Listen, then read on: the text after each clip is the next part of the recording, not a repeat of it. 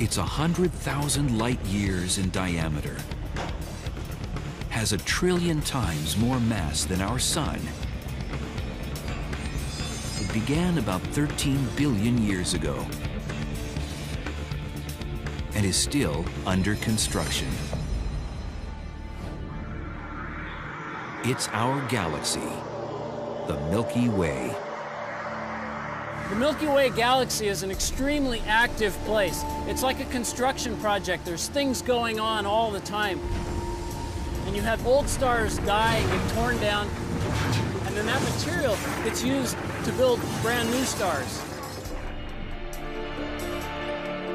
In the midst of this work zone lies our little solar system and a whole lot more. I suppose the best way to think of the Milky Way galaxy is our family of stars. These are the stars that we travel through the universe with in a clump, all orbiting a common center.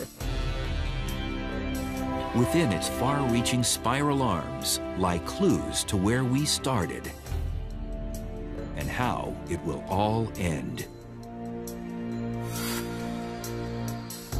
On a clear summer night, the stars of the Milky Way unfurl like a shimmering banner across the sky. Ancient Egyptians saw this river of stars as a pathway to the afterlife, but the Greeks were the first to name it. The Milky Way comes from the word galakos, which is Greek for milk. And though we once believed we lived at the center of the universe, we now know that we don't even live in the center of our own galaxy. When we look up into the night sky and we see this milky swath of stars that we call the Milky Way, what we're actually seeing is a spiral arm of the galaxy that's closer to the center of the galaxy than we are. We can't really see the center of the galaxy from here, but what we can see is one of the spiral arms that's a few thousand light years closer to the center than we are. As we gaze at the Milky Way from our earthbound position, it's like looking at the edge of a coin. We get no sense of the galaxy's real shape. If, however, you look at a galaxy from the top down, it's a disk, remember, and it's like looking at a frisbee from the top down. You can see its full glory. Even though it's thin, you don't see how thin it is, but you see its full structure. You can make the analogy of the Milky Way as being very much like a city. There's a central region, there's big buildings, there's a lot of action in the middle. And that's certainly true of our galaxy. Then you move out to the suburbs, where life is a little bit more comfortable, a little more relaxing. It's a better place to raise a family. This is where we reside. Our solar system is among the Milky Way's spiral arms, 26,000 light years from the bustling center. Our galaxy is so large that it takes Earth more than 200 million years to make one lap. The sun's located in what would be just an average neighborhood around the city center. But again, if you're standing in the middle of this neighborhood, you don't really know what the neighborhood on the opposite side of the city looks like, because you can't see it directly. As we move outward, beyond the suburbs, the population becomes more sparse. And yeah, you've even got sort of the boondocks. In our galaxy, you've got the halo, where you have very old stars in sort of wide orbits around the galaxy. The galactic sprawl doesn't stop at the Milky Way's loose and undefined halo. It reaches far beyond our neighborhood and out to a group of galaxies called the local group. If you think of the Milky Way galaxy as a city like Los Angeles, then you can think of these as counties all within the state of California. And together, this local group makes up the entire state.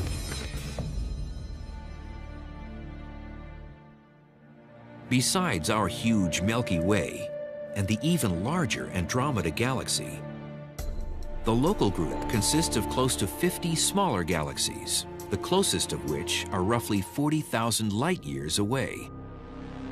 There are two relatively nearby dwarf galaxies, the large and small clouds of Magellan that orbit our Milky Way galaxy and are easily seen in the southern hemisphere. They're small little galaxies. But our local group has several dozen such galaxies sort of wandering around inside it. The big galaxies are the minority. One advantage of actually being in the outer edges of our galaxy, we have a clear view of outside of our Milky Way. We're able to see the rest of the universe, our neighboring galaxies and galaxy clusters beyond our own local group of galaxies. Inside the Milky Way's halo lie massive globular clusters. Globular clusters are densely packed regions of stars that are all of similar composition. These are like the ethnic neighborhoods of the Milky Way galaxy. Indeed, these globular clusters formed when the galaxy was very young. They are among the first stars to have formed. Some globular clusters are 12 or 13 billion years old. They contain 100,000 or even 1 million stars. Globular clusters, almost as old as the universe itself, gave us the first clue to our place in the galaxy. We saw these globular clusters in the sky, but their center was somewhere far away from us. And that was one of our first measurements of where the middle of the galaxy should be. They weren't orbiting around us, but around an area somewhere about 27,000 light years away. We can never get far enough away from our own galaxy to actually see it. But by looking at other galaxies and comparing what we know about our own galaxy, we've got a pretty good picture of the Milky Way. The very first time we saw galaxies through telescopes, we didn't even know they were galaxies. We thought they were just nebulae in our own galaxy, and we were just amazed by the beautiful spiral shape. So it was sort of natural for astronomers to classify galaxies according to their shape, what we see. Astronomers recognize 4 basic galactic shapes. Elliptical, built of old stars and which doesn't spin. Lenticular, consisting of a bulge and a disk and little or no new star formation. Irregular, which has no real shape at all, like the Magellanic Clouds in our own local group. And spiral, which includes our Milky Way. It's a pinwheel of young and old stars spinning gracefully through space. A long time ago, people thought that maybe an elliptical galaxy eventually collapses down into a spiral. Or maybe eventually spirals all come together and form an elliptical. And it was sort of hard to figure out exactly what the sequence is. One thing we know is that elliptical galaxies tend to be very large. Centaurus A, a misshapen elliptical galaxy about 13 million light-years away, suggests why elliptical galaxies get so big. There's a lot of evidence that there's a spiral galaxy in there somewhere that got absorbed by a larger galaxy.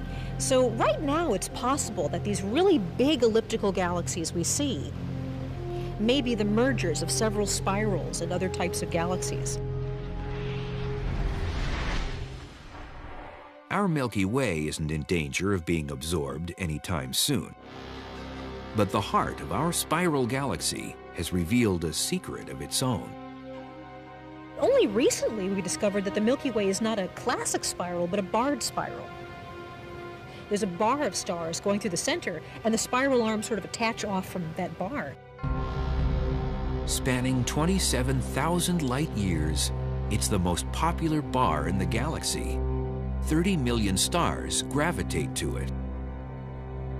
The bar of our galaxy is a natural result of gravity, the mutual gravitational interactions of the individual stars that form the disk of our galaxy and the bulge of our galaxy. It causes sometimes the stars to sort of bunch up into this bar configuration. Surrounding the middle of the Milky Way is a huge central bulge. It's mostly composed of stars between 10 and 11 billion years old. The size of the bulge is linked to the Milky Way's most gripping feature of all, a supermassive black hole. Though it would easily fit in the space between the Earth and our Sun, it's 4 million times more massive than our Sun. Now that sounds like a lot, but other galaxies have central black holes which extend up to 1 billion times the mass of our Sun. So, whereas we call our black hole at the center of our Milky Way, a supermassive black hole. Among supermassive black holes, it's kind of a runt. Black holes can't be seen directly because light can't escape them. Astronomers have located galactic ground zero through a radio source in the constellation Sagittarius, known as Sagittarius A star. It's creating quite a stir. The black hole in the middle of our galaxy is spinning, and it appears to be spinning at a rate of about 1 spin per 11 minutes. As it spins, central region stars caught in its gravity get swept along for the ride, orbiting it at about 3 million miles per hour. The black hole affects the central region the most. But we can't feel its tug on Earth since we orbit the galaxy far away from the center. The colossal forces at the galaxy's heart are negated by the Milky Way's unimaginable size. To me, the name Milky Way sounds like something kind of comforting, sweet, a candy bar, that sort of thing. But the Milky Way galaxy is a monster. It is incredibly huge. So when you think about how vast our solar system is, the fact that it takes years for the fastest spacecraft to get out to Saturn or Jupiter, if the entire solar system were the size of a CD, the Earth would be comparable to the Milky Way. That's huge. That's absolutely mind-blowing, and it never ceases to amaze me. And the amazement goes on and on. The galaxy's bustle and commotion may be concentrated in the center, but the spectacular spiral arms have action of their own. It's here that stellar neighborhoods are being built and stars are being born. This is our galaxy. It's a lot to take in, and we're just beginning to probe its depths. Our suburban location makes it difficult to get the big picture, and the hazy clouds of cosmic dust only block our view. Even the most powerful optical telescope can't pierce the darkness. So if we want to learn more about the Milky Way, we need to look beyond what our eyes can see. For all its vastness and empty space, the Milky Way is tremendously active and populated with some astonishing phenomena.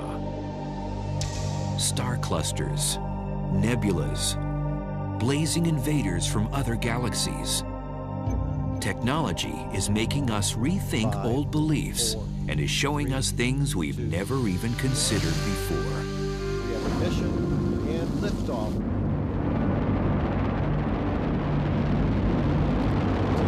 15 seconds, sending the New Horizons spacecraft on its way to the very edge of our solar system.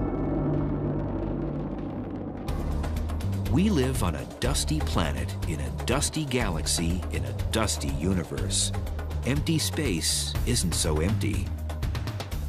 Optical telescopes can see only as far as the nearest dust cloud, which isn't far at all. Most of our galaxy is invisible to us, however, and that's because the galaxy is full of dust clouds, if you will. And these dust clouds block the light from most of the stars in our galaxy. It's surprising how little of the light from our rather luminous Milky Way galaxy reaches us. The reason for that is simply because the dust blocks it. But visible light is just a small sliver of the energy spectrum, and radio waves rush in where visible light beams fear to tread. On a foggy day, you might not be able to see very far at visible wavelengths, which your eye can see, but you can still listen to your radio or watch your TV. The ability of radio waves to penetrate space dust is crucial to the study of the stars, but that use was discovered by accident. In 1933, Carl Jansky, an engineer at Bell Labs in New Jersey, built an antenna to track down the source of static on transatlantic telephone lines. He was surprised to discover the interference was raining down from the center of our galaxy, the constellation Sagittarius. It took several decades for scientists to realize that Jansky was onto something. Celestial bodies emit electromagnetic radiation, and thus radio astronomy was born. But radio waves were just the beginning. Because the human eye can't see all the light that's available, we have to resort to technology. And one of the best ways of seeing the universe in a very different way is with an infrared camera. An infrared camera sees only the wavelengths generated by heat, then converts it to something the human eye can see. There actually is no visible light at all that passes through this lens. This lens only lets heat light through. And then you can see what everything looks like in infrared light. 3, 2, main engine start. In 2003, the Spitzer Space Telescope, equipped with a battery of infrared cameras, was launched into space. Its mission is to explore some of the youngest stars and farthest galaxies in the universe. The instruments that Spitzer has on it are actually many times, millions of times more sensitive than these cameras. But they're basically the same thing. This camera doesn't peer into the heavens, but is used by firefighters to save lives right here on Earth. The camera can see through a smoke-filled room to read the body heat from an unconscious or immobilized victim. The same technology has enabled astronomer Susan Stolevy to see 26,000 light-years away, visualizing the center of the galaxy as never before. This high-resolution mosaic was assembled from roughly 12,000 individual images taken from the Spitzer Space Telescope. Even though that sounds like a lot of data, and it is, it only took about 16 hours of telescope time. This particular region of the galactic center spans an area of the sky that's equivalent to 4 full moons in one direction and 3 full moons in the other. That's the equivalent of 900 light-years across by 700 light-years high. A small fraction of what's out there to see, but a phenomenal achievement nonetheless. Just a few decades ago, the galactic center was not a subject of study because you couldn't see it. Visually, nothing gets through. Only one light wave in a trillion can penetrate the dust.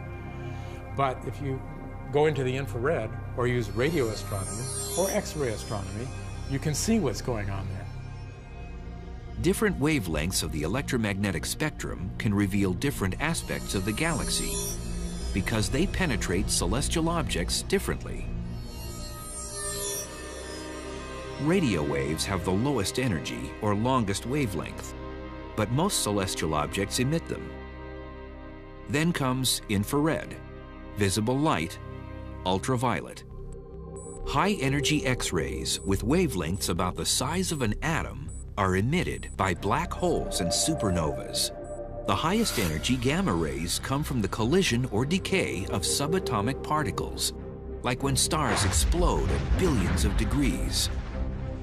Together, these waves give astronomers a more complete picture of the activity and shape of our galaxy. Many, if not all, of the wavelengths are needed to study the cosmos. The various wavelengths of the electromagnetic spectrum are similar to the strings on a violin. In music, many wavelengths of sound are used to communicate a musical idea. This piece has a very large range from a low note to a high note.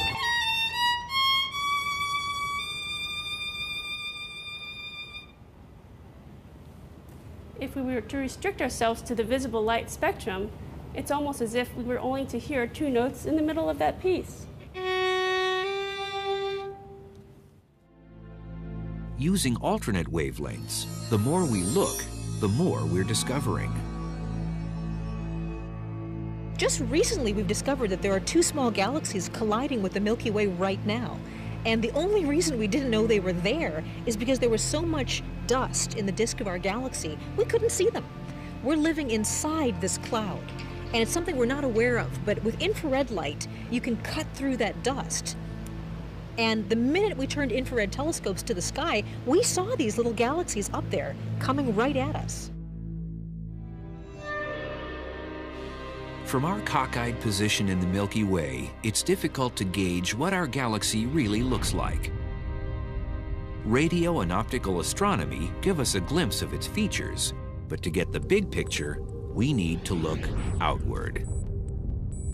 So the way we gain some understanding of our own galaxy is first of all by looking at other galaxies and seeing what they look like, and seeing things in other galaxies that correspond to things that we see in our own galaxy, like clouds of gas that are kind of lined up along what looks like a spiral arm.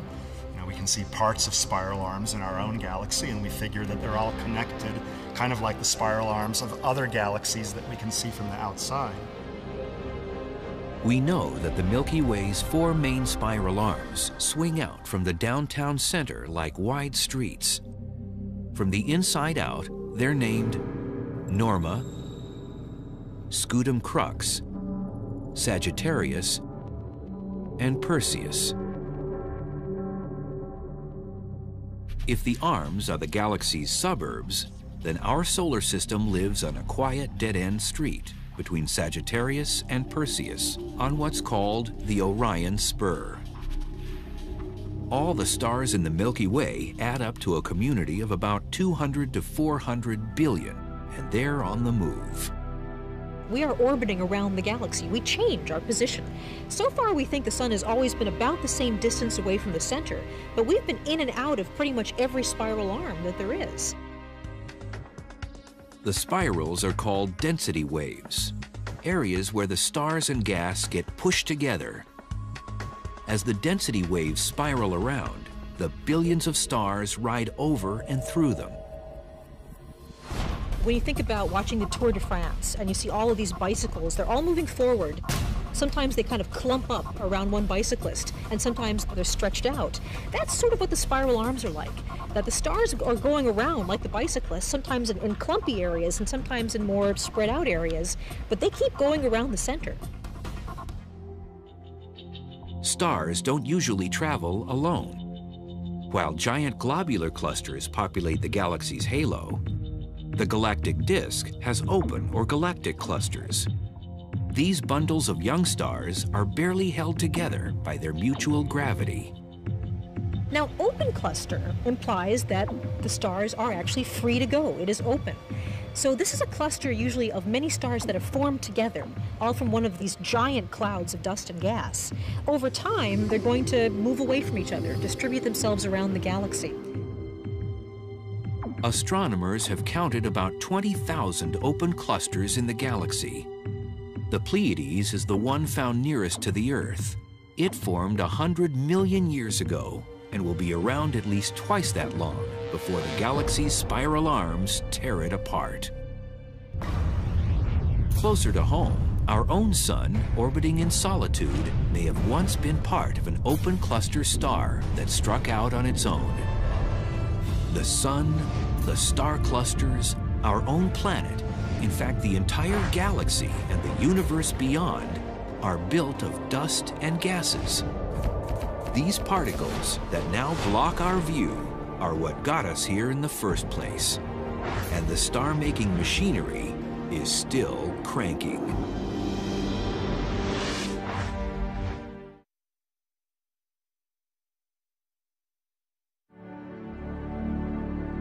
Nothing beats the spectacle of a glorious sunset. But we owe it all to dust and gas. The setting sun appears yellow, orange, or even red for two reasons. First of all, the molecules of air in the atmosphere are scattering the violet, blue, and green light out of our line of sight, leaving the yellows, oranges, and reds to reach our eyes. And second of all, particles like dust or smoke or smog in the atmosphere absorb blue light more than they do red light. Even the grandeur of a blue sky is really an optical illusion. Why is the sky blue? There's nothing blue about the gases of our atmosphere. But as sunlight comes through our atmosphere, the shorter wavelengths, the blue light, gets scattered more than the longer wavelengths do. So if you look at any particular part of the sky, you're more likely to see blue light being scattered towards your eye.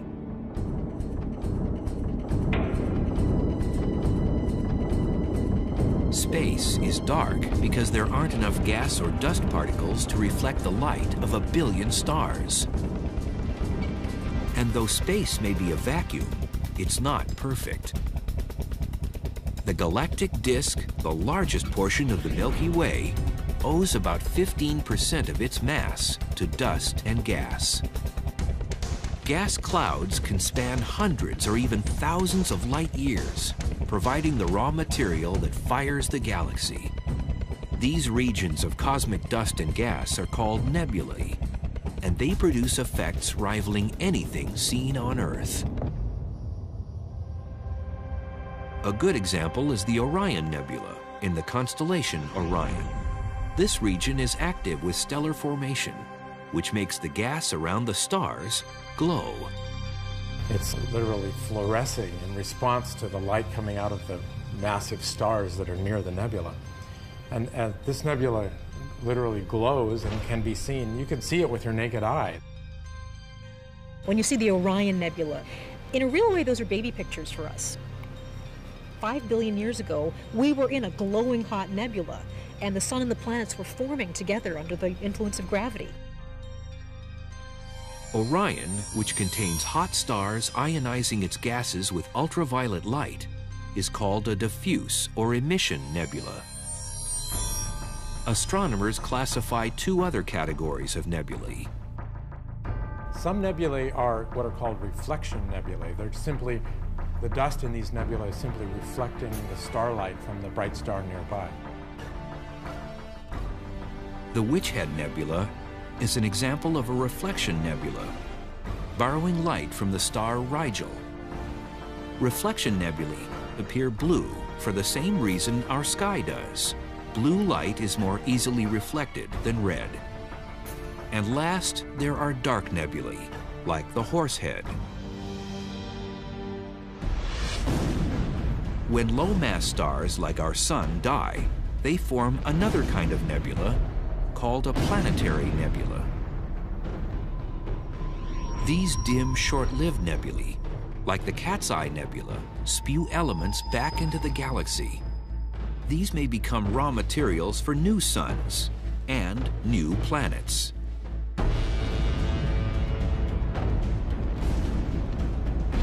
Just as dying stars spew out clouds of dust and gas can come together to form stars. At a construction site, you have old buildings being torn down and new buildings going up. And it's very much the same in the Milky Way galaxy. You have old stars explode and they cast out new material, raw material, gas and dust that can be used to form new stars. Nebulae are the galaxy's recycling centers, where old becomes new again.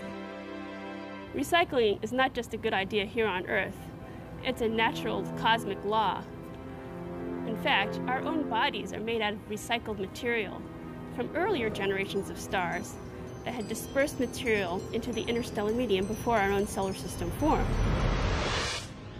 Each generation of stars creates heavier elements, which become the ingredients for everything in the universe. Most of the galaxy's hot young stars get built in the Milky Way's spiral arms. As gas clouds orbit the center of the galaxy, like the stars do, they get squeezed as they go through a spiral arm. Remember, a spiral arm is simply a wave in the pattern of stars. And because stars are denser there, the gas clouds that orbit through it tend to get compressed. That compression allows gravity to get a hold of that gas and cause it to collapse to form stars more readily there than anywhere else. Stars often die in the spiral arms because they are formed here more frequently, victims of their own enormous mass. The more massive stars are extremely powerful, extremely luminous, and to be that luminous, they have to use up their energy source very quickly. So massive stars live only short lives, and they are thus found in or near their birthplaces, the spiral arms, because they simply don't have enough time to wander away from the places where they were born. Although we can anticipate the future of some stars, it's often difficult to learn their history. But new techniques are revealing new secrets about a well-studied star in the Milky Way called Mira A. Myra has actually been a favorite star of astronomers for 400 years. It's a very easily visible star in the night sky. Recently, the Galaxy spacecraft, the Galaxy Evolution Explorer, photographed Myra in invisible ultraviolet light and revealed that it's leaving a trail 13 light years long behind it. We think that's actually caused by the fact that as the star plows through the gas heats up in a bow shock, very much like waves breaking up against a boat, and then that streams out into a wake of hot material. You're actually looking at Myra acting very much like a boat plowing through the water. When you look at how fast Myra is going right now, about 291,000 miles an hour, and you do the calculations, that long tail is its path for the last 30,000 years. We can't predict exactly where the sun will go in its orbit around the Milky Way. There's all kinds of things it could interact with. But here we have the history of one star. We know this is the path it took. And that'll help us model how the galaxy works and how all the stars move around the middle of the galaxy. Within the Milky Way's suburban spiral arms, young stars enjoy plenty of space to move around. As we move into the galactic bulge, conditions get much more crowded and urban. Closest star to the sun is a little more than 4 light years away. And when we look up into the night sky, even on a perfectly clear night with no lights around, you can't see more than about 2,000 or 3,000 stars. But if our planet was down in the middle of the galaxy, there would be 1 million stars in the night sky as bright as the brightest star that we've ever seen in our sky. And it would be so bright that in fact it wouldn't be nighttime, it would be daytime all the time. Life as we know it would be completely different. So what do we owe our position to? Scientists believe that gravity has a lot to do with it. Gravity is the power that drives the galaxy, and at the galaxy's center, churns the engine it feeds. Galaxies are like a city in that they are ever-changing and you're constantly being rebuilt and reinvigorated. There's no question that the Milky Way a few billion years ago looked a lot different than it does today. It probably was smaller. It probably didn't have the beautiful spiral shape that we see today. As things collapse under gravity, you tend to naturally form a disk. You'll notice there are disks everywhere. Our solar system is a disk, our galaxy is a disk. So the stars all start rotating in the same direction. Just as in a city, not all the stars in the galaxy are natives. Some stars born beyond the Milky Way settle here and begin to make their mark. But then, if another galaxy comes by, the gravity affects the way the stars move, and this may initiate the spiral arms. So, in fact, our spiral shape may be some evidence that the Milky Way is composed of more than one small galaxies that came together a long time ago. Historically, the center of the galaxy has been an impenetrable mystery until we developed X-ray vision. One of the first ways we really identified where the exact center of the galaxy was with an X-ray telescope. Well, the X-rays were able to pass through all of the dust and gas in the disk of our galaxy. And so even though we can't really see this bright center to the galaxy, in X-rays there's this giant glowing hot source right in the middle. The X-ray emitter, Sagittarius A star, is associated with the supermassive black hole in the Milky Way's center. By definition, a black hole doesn't allow light or even X-rays to escape. The radiation comes from gas caught in its gravity, spun and heated to millions of degrees. They're moving at extremely high velocities. For example, the more extreme cases that we've been able to observe, the stars are moving as they pass by the black hole at a speed of 10,000 kilometers per second. That's like going around the world in 4 seconds. And we're talking about a whole star moving at that speed. When we watch stars orbiting the very center of our galaxy, it's obvious that there's some sort of invisible monster there. They're orbiting around a giant mass, And the orbits of the stars imply that there's about 3 to 4 million times the mass of the sun in the very center of our galaxy. We're not sure which came first, the galaxy or the black hole, but we know that it's there, and it's tremendous. For all its power and weirdness, the supermassive black hole is pretty typical for a galaxy the size of the Milky Way. Other spiral galaxies and big elliptical galaxies also seem to have supermassive black holes in their middle, ranging from 1 million times the mass of our sun up to several billion times the mass of our sun. The stars surrounding the black hole are ancient. Many are red giants, hundreds of times bigger than our sun. The galactic center is crowded with them, like an urban downtown, crowded with people. And stars, like people, can be pushy. Most stars in the galactic center simply just keep orbiting the central black hole. But in the galactic center, there's so many stars packed so close together that stars are constantly nudging each other a little bit gravitationally. And their orbits are being perturbed, changed a little bit. A bumped star can get stripped of its atmosphere, leaving just its orbiting core. Or rarely, it can tumble into the black hole and vanish. But something else is happening around the black hole. This turbulent, dangerous neighborhood is also a stellar nursery. The stars that we're observing moving fastest around the black hole are the young stars that have very recently formed. And it's something we call the paradox of youth, because it's hard to imagine how to form these massive young stars in the presence of a black hole, and yet there they are.